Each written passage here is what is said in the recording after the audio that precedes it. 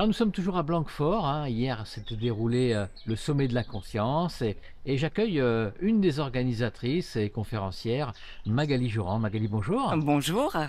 Alors Magali, on nous avons fait une interview il y a quelque temps, mais on n'a pas assez exploré euh, ta passion pour la médecine chinoise. Oui, Et, et effectivement. j'aimerais que tu m'en parles un peu plus. Ben, avec grand plaisir. Euh, j'ai été, j'avais un médecin de famille qui était homéopathe acupuncteur et qui m'a toujours suivi avec des accompagnements alternatifs entre guillemets. Et je me suis souvenu il n'y a pas très longtemps que quand j'étais petite et qu'il me mettait les aiguilles sur moi, je lui posais 1000 questions et il m'expliquait en me montrant son poster, ah bah là tu es sur tel point, sur tel méridien, tu viens activer ceci, faire cela. Et de fil en aiguille, il m'expliquait sa manière de fonctionner. Moi, au départ, j'ai été attirée par le bouddhisme tibétain pour m'aider à traverser des drames de la vie et pouvoir gérer mes émotions. Et à un moment donné, je me suis retrouvée comme clivée, à plus ressentir d'émotions. Alors, ok, j'avais plus la tristesse, mais j'avais plus la joie, j'avais plus l'amour, j'avais plus tous ces éléments-là.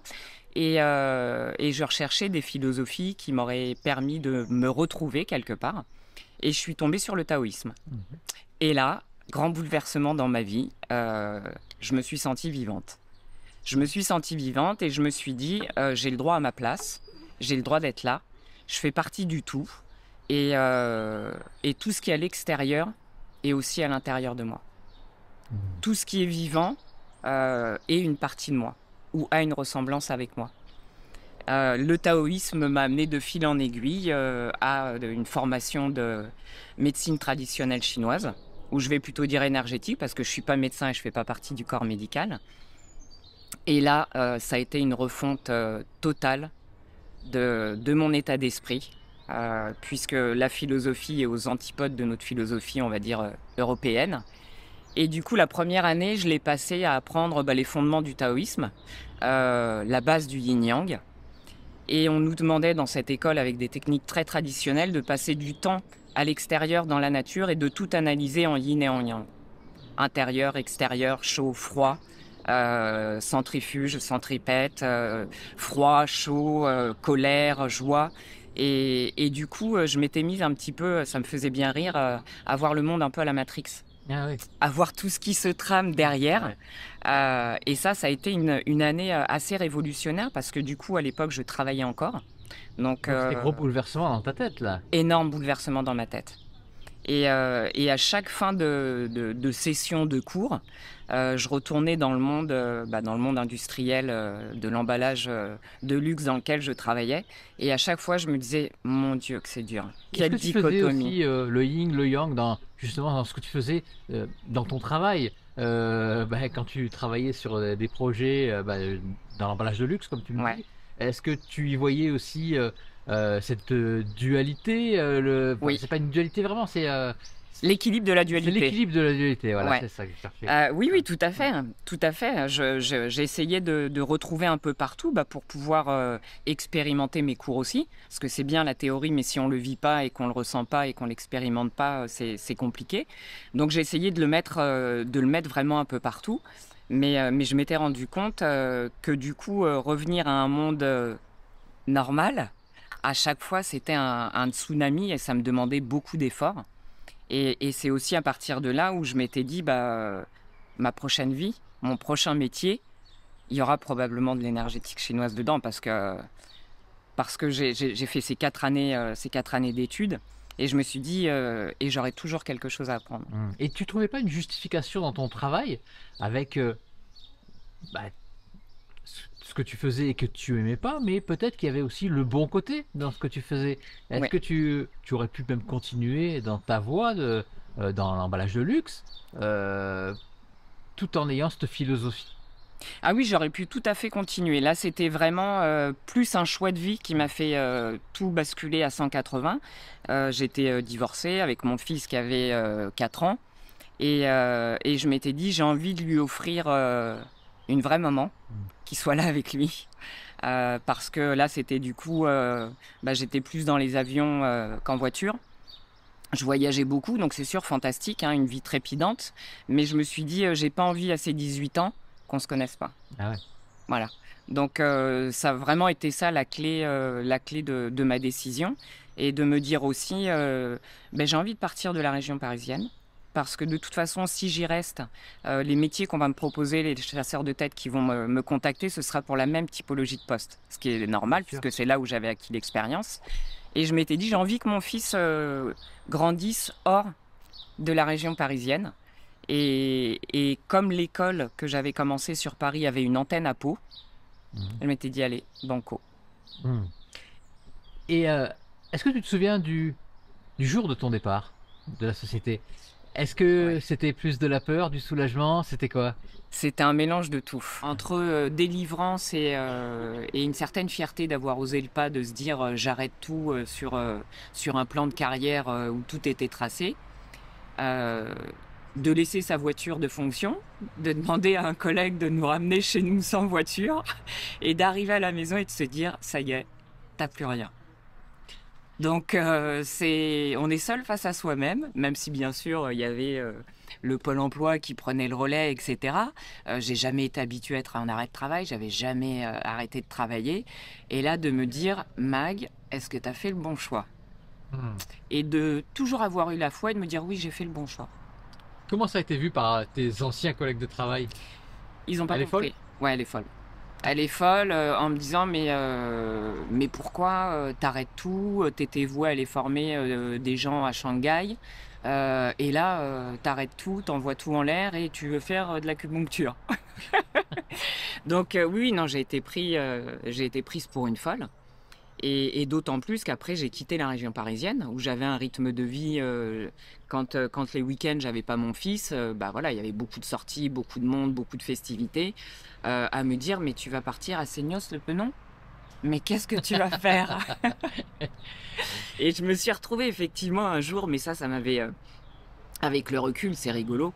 Mon fils était à l'école et j'avais été sur les dunes à Seignos, et là, le temps était pas fantastique, il y avait beaucoup de vent. Et il y avait comme des touffes dans les westerns qui passaient Ouais. avec des petits feuillages. Et là, je m'étais mise à pleurer, je m'étais dit, Mag, mais qu'est-ce que tu fais? Ces touffes-là, ça me fait peur parce qu'il y avait un épisode au-delà du réel avec des touffes comme ça, mais qui étaient vivantes et qui Oui, entouraient des gens. Je sais pas si tu vois, mais ils m'avaient traumatisé quand j'étais petit. Donc je vois les touffes qui me battent comme ça. Moi, je pense que j'aurais pleuré pareil. mais j'ai pleuré en fait. Mais tu vois un petit peu le même esprit que toi. J'ai vu cette touffe passer, et là, les larmes sont coulées toutes seules et de me dire, mais qu'est-ce que t'as fait? Et ça m'a duré quand même quelques temps parce que même si les amis de Paris m'appelaient régulièrement, bon bah là voilà, je m'étais retrouvée un peu dans ce côté ermite qui fait aussi partie de moi et que j'étais venue, j'imagine, retravailler. Et puis après, la vie est repartie. J'ai pu faire ce que j'avais toujours envie de faire, du bénévolat, mais que je n'avais pas le temps en région parisienne. Donc déjà, j'ai fait mes 2 années à faire tout le travail sur ma formation, à prendre soin de mon fils, à être sur tous les fronts, l'emmener au rugby, l'emmener à l'océan, le faire les goûter avec lui. Et j'ai fait pendant 2 ans du bénévolat au Secours catholique, où là, je m'étais occupée de tout ce qui était communication pour la côte, au Secours, Cap-Breton, et on avait mis en place aussi des aides pour les femmes battues. Pour les personnes qui n'avaient pas de lieu de vacances, on avait fait un partenariat avec un camping. Enfin voilà, tout ce qui me tenait à cœur. Et là, pour le coup, j'avais vraiment du temps. Et Hmm. même là, au Secours catholique, quand ils m'ont vu arriver, c'est plus des personnes à la retraite, hein, ils m'ont regardé avec des yeux comme ça, en me disant mais pourquoi tu viens? Et je leur ai dit, ben voilà, j'ai du temps. Et le temps, je veux le donner. Je suppose quand tu as commencé tes formations pour l'acupuncture et pour la médecine chinoise, là tu t'es dit, bah là il faut que je donne tout, il faut que je sois très très sérieuse. Ouais. Parce que là tu avais la pression. Là, j'avais la pression et moi, j'avais pas fait d'études médicales. Hmm. Donc, j'ai eu à me coltiner, entre guillemets, la nat physio. Donc, je m'étais acheté des bouquins avec les CD pour que des infirmières, quand elles passent leur examen, parce que moi, je m'étais retrouvée avec des ostéos, avec des vétos, avec des kinés, donc avec beaucoup de personnes du corps médical. Donc, moi, c'était un peu double peine. C'était toute la partie de la médecine chinoise qui est très dense, mais qui est encore en rapport avec le corps physique, les organes, les viscères. Et ben, fallait que je m'y colle. Et quand tu t'y collais, toujours aussi passionné? Parce que souvent, on a une image de ce qu'on veut faire et on voit que le bon côté. On imagine que le bon côté. Et Ouais. quand on est vraiment dedans, quand on est dans le jus, comme on dit, on se dit, purée, qu'est-ce que j'ai fait? Alors je me le suis dit, mais la chance, c'est que j'ai eu sur les 4 années, vraiment ces 2 années où j'avais pas de métier à côté. Ouais. Donc je pouvais, vraiment travailler, à plein temps sur ma formation et je recevais beaucoup de personnes aussi, pour implémenter ce que j'apprenais et on m'aidait aussi, on me disait: «Bah, vas-y, explique-moi la médecine chinoise». Ah, Donc j'essayais pour, ressortir les cours et cetera. Non, je me suis impliquée vraiment à 200. C'est plus maintenant avec le recul où je me dis: «Mec, là, à 50 ans, refaire une formation comme ça», parce que j'ai eu envie de refaire une autre formation sur une autre thématique et là je me suis dit: «Oh non, ouais. non, j'ai pas là, j'ai pas l'énergie», parce que c'est un travail, énorme, Alors, réellement énorme et qui ne s'arrête jamais parce qu'aujourd'hui, voilà, je reprends des notions, que j'ai apprises au début de la formation et que je découvre sous une ouverture différente forcément parce que, j'ai mûri, parce que, j'ai expérimenté, donc en fait ça s'arrête jamais. Le directeur de l'école nous disait une fois: «Vous allez apprendre 7 fois les points d'acupuncture, et après vous allez de nouveau les perdre et eh il ouais. va falloir les réapprendre toute votre vie parce que ce que vous savez, c'est que vous savez rien». Tu toujours ton petit livre avec tous les points Oui. d'acupuncture et ils sont Mon tous. atlas Voilà, d'acupuncture, ouais. l'atlas. Il est au cabinet et ça me gêne pas de le sortir, tu vois, pendant des rendez-vous, parce que forcément j'utilise pas tous les points, tout le temps. Mais ça me gêne pas de le sortir devant la personne en disant: «Écoutez, je sais ce qu'il faut que je vous fasse, mais là au niveau anatomique, ça fait longtemps que je l'ai pas utilisé, je Ah sors ouais, mon bien sûr. bouquin». Et ça me gêne pas, j'ai pas honte de ça, parce que je sais qu'il y a plein de choses, que je dois approfondir, que je dois apprendre, certaines que j'ai probablement oubliées et c'est OK. Alors comme tu fais pas partie du corps médical, tu peux pas piquer, toi. Non. Donc toi, c'est, Heu, des points d'acupression? alors je fais effectivement avec les doigts, je fais avec un appareil qui envoie un faisceau hertzien, Ah ouais? exprès, de sociétés qui font, de l'outil pour remplacer les aiguilles. Non, moi je me refuse d'utiliser les c'est dommage parce que c'est un outil que j'aime particulièrement. Tu bien piqué? J'aime bien piquer, alors autant je peux le faire pour la famille ou pour moi. Mais je le fais pas au cabinet, parce que la jurisprudence, en France considère que l'acupuncture est réservée aux médecins et au corps médical. Donc oui, il y a des gens qui le font. Après moi, j'ai pris le parti de me dire: «Je ne veux pas avoir de soucis, Ah bien sûr. et je préfère, rester, voilà, à mon niveau. Je n'utilise pas d'aiguille et c'est tout aussi, performant parce que pendant mes études, j'ai eu, l'opportunité de m'occuper d'enfants, d'handicap et d'autistes. Donc c'était hors de question que je pose des aiguilles et du coup, j'avais acheté mon stylet à l'époque pendant ma formation pour m'occuper de personnes comme ça et quand j'ai vu les résultats, je me suis dit: «Bah, banco, c'est ce que C'était je un ferai». choix ça de t'occuper des personnes, qui sont autistes ou handicapées? Non, j'ai eu des synchronicités, on va dire, de personnes avec, des différences et des difficultés et au départ, j'avais un peu peur parce qu'on se dit toujours: «Ah, est-ce que je vais y arriver? Est-ce que ça va?» Et puis à un moment donné, je me suis dit: «Mac, tu lâches, s'ils sont là, de toute façon, tu vas faire de ton mieux, tu leur feras pas de mal». Mmh. Et justement, ça leur fait vraiment du bien? Oui. Ça fait vraiment du bien, voilà. Alors il y a des personnes, mais je dirais c'est un petit peu, c'est pas une question de croire ou pas croire, Mmh. parce que j'ai eu des personnes déjà qui sont venues notamment des hommes, parce qu'ils sont moins enclins, à venir, se faire, se faire accompagner comme ça. J'ai déjà eu des messieurs qui sont venus en me disant: «Bon, c'est ma femme qui m'a demandé de venir vous voir, Ouais, moi votre toujours truc», pareil. voilà, avec, la bonne corpulence, rugbyman et là on se dit: «Ouf, bon OK». Et à qui j'ai fait, de l'acupuncture, voilà, laser ou doigt et à qui j'ai fait de la réflexo et maintenant ils viennent une fois par an en me disant: «Non, non, on revient parce qu'on sait que sinon la sciatique elle va revenir et maintenant, voilà, on vient vous voir». Mmh. Ouais. Alors récapitule-nous un petit peu toutes tes formations et toutes tes pratiques. Alors donc évidemment l'acupuncture, on vient d'en parler. Et il y a Ouais. quoi, tu m'as parlé de réflexo aussi? Ouais, j'ai fait, l'acupuncture, les 4 années d'acupuncture. J'ai fait, de la réflexologie. Alors je voulais pas faire une école de réflexologie avec une académie et cetera pour reprendre la nat physio, et j'avais envie vraiment d'implémenter ce qu'on avait travaillé avec l'école où j'étais, le sensitif avec la pulpe des doigts et j'avais envie de travailler vraiment la réflexo sous l'aspect du toucher. Et là, une rencontre, merci là-haut, comme toujours. Je rencontre un monsieur qui travaille dans les hôpitaux pour réapprendre le toucher, se réapproprier son corps dans le côté palliatif et chez les personnes âgées.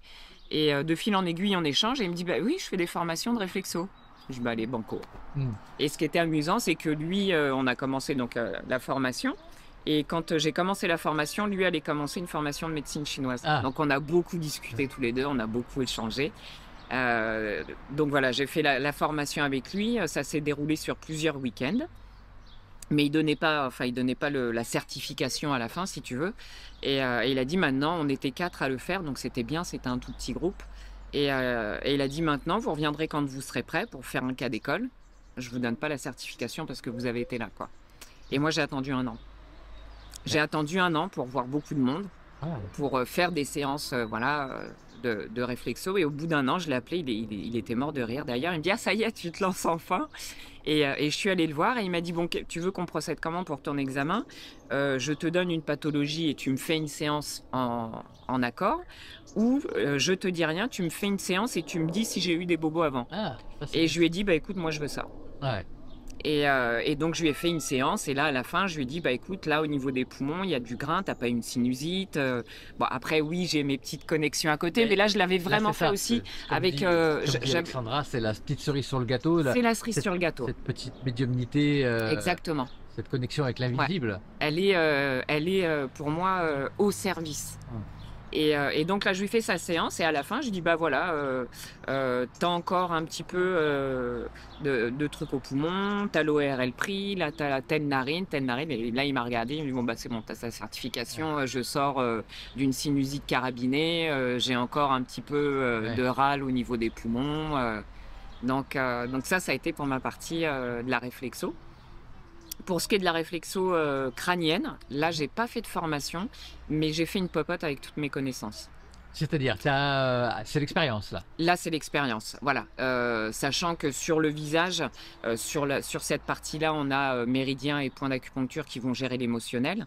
Et moi, je me suis dit, bah, la réflexo plantaire, je vais vraiment l'amener pour l'ancrage, pour l'organique, et je vais m'occuper du haut pour le mental et lâcher l'émotionnel.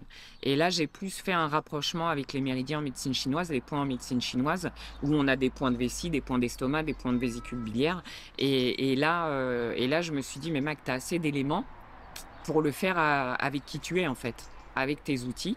Et c'est comme ça que je me suis fait, moi, ma propre réflexo crânienne. Et après avoir échangé avec d'autres personnes, elles m'ont dit, bah oui, mais il y a plein de choses qui correspondent à ce qu'on fait. Et du coup, c'est pas déconnant. T'as jamais été tenté aussi, avec cette petite cerise sur le gâteau, de te diriger plus vers la médiumnité, le contact défunt, parce que tu en es capable. Je le fais. En fait, dans mes rendez-vous, moi, ce que j'aime pas les choses qui sont toujours identiques, sinon je m'ennuie. Voilà, j'aime bien que ça change, que ça change, pardon, que ça bouge, que j'ai toujours des choses à apprendre. Et ne faire, par exemple, que de la réflexo, je pense qu'au bout d'un moment, ça m'ennuierait, même si j'aime bien. Là, c'est vraiment l'assemblage de tout. Et aujourd'hui, j'ai des rendez-vous majoritairement le matin. Je fais beaucoup de visio et l'après-midi, je suis en cabinet. Le matin, ça va être contact défunt, voyance ou du coaching. Et l'après-midi, c'est mélange de tout ce que je peux proposer. Mais autant, il y a des personnes qui vont venir qui savent que j'ai cette partie canal, on va dire. D'autres qui ne le savent pas du tout et c'est OK. Tu utilises des supports, des cartes pour la voyance? J'en utilise plus. Non. Alors j'en ai, puisque j'adore ça, c'est un outil. J'ai une grande cousine qui m'a appris quand j'avais 14 ans à tirer avec un jeu de cartes de 32. Donc je fais des ateliers pour apprendre avec le jeu de cartes de 32 et justement comprendre les couleurs, les formes, l'approcher autrement pour que chacun y mette sa propre intuition. Et non, alors quand je m'en sers, c'est qu'il n'y a pas la connexion. Ou peut-être que moi je suis perturbée par les aléas de ma vie et que la connexion est moins bonne. Et là, je vais sortir les cartes. Ou il y a des gens à qui je vais faire la séance, voilà, la personne vient et là, en fait, je balance tout ce que je reçois à la personne. Et des personnes qui me disent « Vous avez pas une petite carte quand même ?» Bon, ok. Et c'est rigolo parce que je ressors les cartes et là, je leur dis « Bah, ça me dit la même chose. » Voilà. Ouais, c'est souvent comme ça d'ailleurs. C'est souvent comme ça. Je dirais que ça me rassure quand j'ai pas le canal qui est complètement là parce qu'on n'est pas au top tout le temps. Ça joue Mais vraiment, ça, ton état physique du moment, ou ton état psychologique du oui, moment sur, ouais, sur tes prestations? oui. Ouais. Oui, oui, pour moi, ça joue énormément. Et la méditation est pour moi un point clé, voilà, pour m'aider justement à couper un peu ce larcène. Mm. Parce qu'on est humain, c'est pas parce qu'on est thérapeute, médium ou autre qu'on est mieux que les autres. On est pareil, on traverse les mêmes émotions et c'est très bien parce que c'est ce qui fait qu'on comprend. Euh, et du coup, il y a des moments où on est moins. Alors, on est là avec la personne, c'est pas le souci, mais il y a plus de larcène. Et si moi, j'ai pas fait de méditation, là, ça fait quelques temps que j'en ai pas fait, mais je vais m'y remettre parce que je sens que c'est vital et que j'ai besoin de m'y remettre. Mais sinon, j'ai mon rituel, j'ai mes rendez-vous le matin, j'ai mon déjeuner et après, je me pose, je médite. Et après, je pars au cabinet. Mm. Magali, est-ce que tu veux rajouter quelque chose un petit peu sur ta pratique, sur une de tes pratiques, parce que tu en as beaucoup, euh, ou pas, ou dire au revoir, tout simplement? Non, simplement dire, croire en ses rêves, pas se mettre de frein, parce que si je m'en étais mis à l'époque, j'aurais préféré une vie plus facile, matérialiste financièrement, et, euh, et toujours continuer d'apprendre. Et rester humble et de se dire qu'on ne sait jamais et que la vie est là pour nous apprendre plein de choses, et qu'à partir du moment où on veut aller trop loin ou faire trop de choses, eh ben, on nous ramène vite à l'essentiel Mm. et on nous remet les pieds sur terre. Je suis absolument d'accord. Je te remercie, Magali. Merci à toi Ciao. beaucoup.